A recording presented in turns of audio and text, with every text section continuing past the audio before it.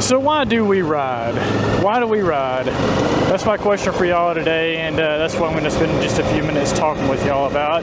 Why do we ride? What's our motivation? What do we get out of it and everything? These things are inherently dangerous and everything. So why do we do it? Why do we take the risk? We'll talk about that for just a few minutes, but I want to take just a second first and just kind of enjoy this view for just a second as we pass over this little lake here. This is one of my favorite places here. I'm just going to kind of creep through here and kind of show y'all some of the beauty that's all around us if we stop for just a minute to kind of smell the roses and look around us. There's beauty all around us and everything. So, nonetheless, that's what I want to talk about here for a few minutes today is just why do we do this? Why do we ride? You know, those of us who do ride motorcycles, why do we do it when we know that it's dangerous? Well, I think the answer to that question is different depending on who you are. And why do I phrase it like that? Why do I say why do we ride instead of why do I ride? Well, the reason that I say why do we ride, I guess, is because I guess you know what, there was a turtle in the middle of the road. We're going to stop and move this little turtle out of the road. He was on the edge of the road, but I don't want him getting in the road. I always try to do that. Do y'all ever stop and move turtles out of the road whenever you see them? I try to. I can't stand seeing a turtle smashed. He's right on the edge of the road, but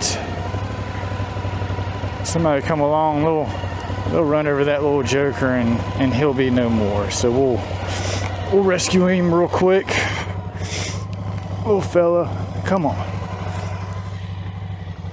I've always heard you should always move them in the direction they're pointed, even though he was right on the side of the road there.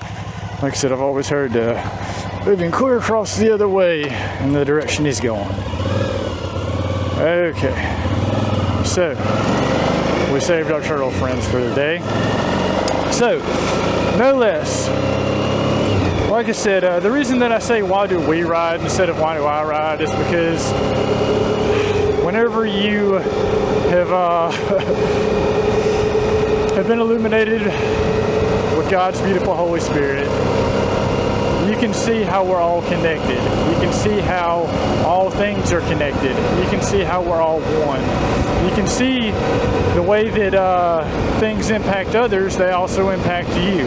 And that's why I say we. And that kind of harkens back to the golden rule a little bit too. I mean, do unto others as you would have them do unto you. They don't say that for no reason. They say that because that's how things work. I've seen it in my mind's eye. In the spiritual realm, whenever we throw shade at someone, whenever we're gossiping about somebody or talking noise about them or whatever the case may be, well, we're throwing shade at them and we're also harming ourselves whenever we do that. That reminds me of something, a lyric from a Jesse Wells song. I can't remember what song it is. I'm going to have to look it back up and everything. But he had a lyric of something along the lines of, if you were to kill your enemy, then a piece of you would die as well with that. And that's so true. That's not a direct quote from his lyrics. I'll have to look it up and I'll share that with y'all at a different time.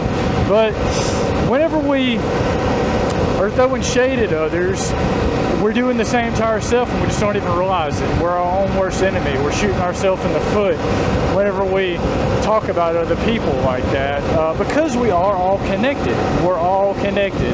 It's like dumping a pile of garbage onto our life whenever we talk all this mess about other people, okay? So we shouldn't be doing that. And that is why I say, why do we ride instead of why do I ride? Because, again, God has blessed me with the knowledge and understanding of how we're all connected in this life, how we're all connected through Christ. And what impacts one can and will impact the other, okay? So that's why I say we. Why do we ride? And what's more, everyone has their own individual reasons for why they ride, or for why they do this, or for why they do that. And again, it's going to be different for everybody. So the reason that I ride is probably the reason why many other people ride too, but it's probably different from the reasons that some others have. So I'll tell you my primary reasons, and it's not what they used to be. It's evolved over time. Now, I've always loved anything with two wheels, anything with a motor, anything that goes and that'll take you places. I've just always loved cars, motorcycles, trucks, four-wheelers, all those kind of things. You know, anything that goes, bicycles. My whole life, I've always loved those things.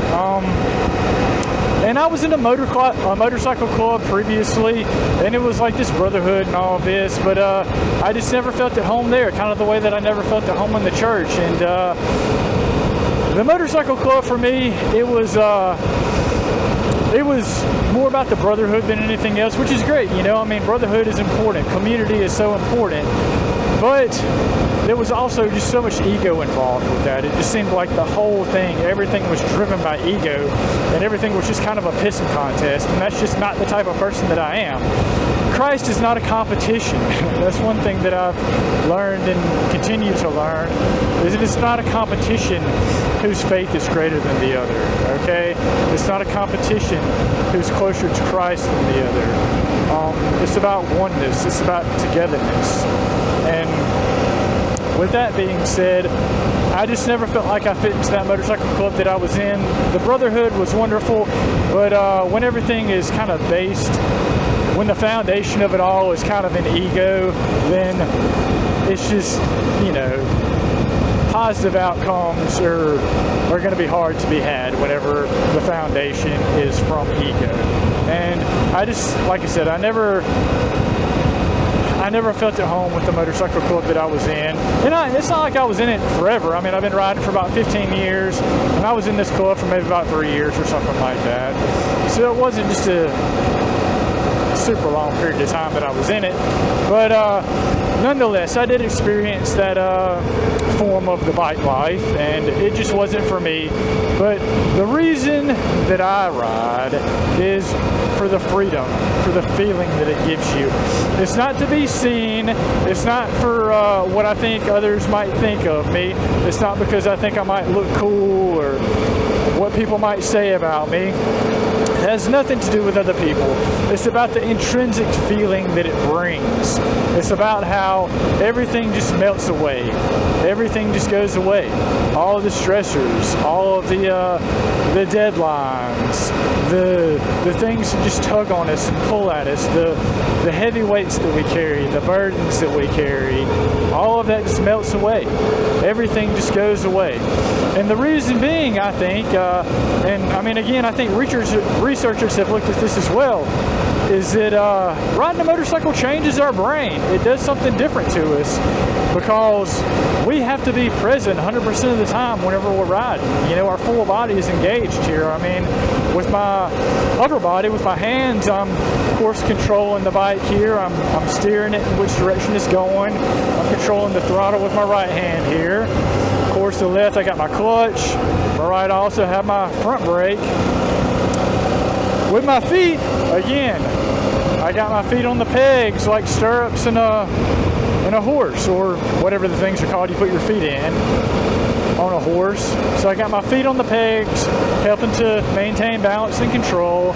With my right foot, of course, I got the rear brake, and my left foot, I have the shifter that shifts for. So your full body is engaged. And what's more, I think whenever we ride, our survival instincts kick in because, I mean, yes, it is inherently dangerous. And I'm so thankful to the good Lord above for protecting me whenever I'm on this thing. And in general in life, I'm so thankful for God's divine protection over my life. But we know that it is inherently dangerous, and I think that our instincts kick in, and it's like, okay, we must survive, right? We're on this dangerous thing, exposed to the elements, flying down the highway at the speed of all these other 4,000-pound cars and so on that will destroy us in a heartbeat if we come into contact with them. So I think that our instinct kicks in and takes over. And it requires our full attention, our full focus in order to make it from where we are here to where we're headed. And due to that, everything melts away. And whenever you're out here and you can just breathe and feel yourself breathe and experience the elements and be a part of it. You know, you're not wrapped in a cage like you are in a car. You're out here. You can feel the subtle changes in temperature if you go across a body of water. You can see the birds flying across the road just like that buzzard just did. You can smell the different things that you may come across. It's just all the different sensations. If it sprinkles, where you're going to get a little bit of wet. You're going to get a little wet if it sprinkles. If it's hot, well, you might be sweating a little bit. If it's cold, you might be cold. You're going to be exposed to the elements more, and it just, to me, it elicits this raw and visceral thing deep down within myself that is just kind of more. It's kind of more of a part of a bigger part of what makes me who I am. You know, the genuine who I am, genuinely at my core, I feel like comes out whenever I'm on this thing or whenever I'm riding two wheels in general, because of how everything just melts away. So that's the reason that I do it. I do it, and every time I ride, by and large, it helps to center me, you know, it helps to ground me. It brings me back to that connection. It helps me to maintain the connection with the Spirit because of all the things that just get piled on top continuously, the things that weigh us down, the things that try to pull us from God's glory and from His path in our life. All the things, the stressors of life, they just try to pull us from God. And riding, for me, it brings me back to it. It provides a reset, and I'm so thankful for that. And everyone needs that. Everyone needs that that therapy, that outlet, that path to a reset, something to help to facilitate us to coming back to who we are as a spirit rather than who we've become as a human being with all these responsibilities and stressors of life. So if you don't ride motorcycles, then I certainly encourage you to explore and find the thing within yourself that does bring you that joy and that peace and that thing that does help to cause everything else, all the other stresses of life to just melt away. Whether it be just taking a walk in nature, spending time with family, having a good meal, meditating on God's Word, sewing, knitting, whatever the thing is. However you can find peace and bring yourself back to the center and let all the other things go, then please, I encourage you to do that, because we all need something in order to cope and deal with the stresses of life, because the responsibilities, they just keep coming. They don't go away. So it's on us to find that balance in life. And this is one of the ways that I do it, by riding motorcycles and just loving the freedom that they provide. So with that being said, thank you all for being here and listening, and I look forward to doing more of these moto vlogs and just kind of letting my thoughts flow like this. And like I said, today we just kind of talked about why we ride in general, why different people ride, and why I like to ride, and why what I get out of it and what it brings to me, and just the divine peace that I feel sometimes when I'm out here, despite the risk. So nonetheless, thank you all for listening, and thank you all for being here, and I pray that everyone has a blessed day, and we'll talk to y'all again soon. Y'all take care. Bye-bye.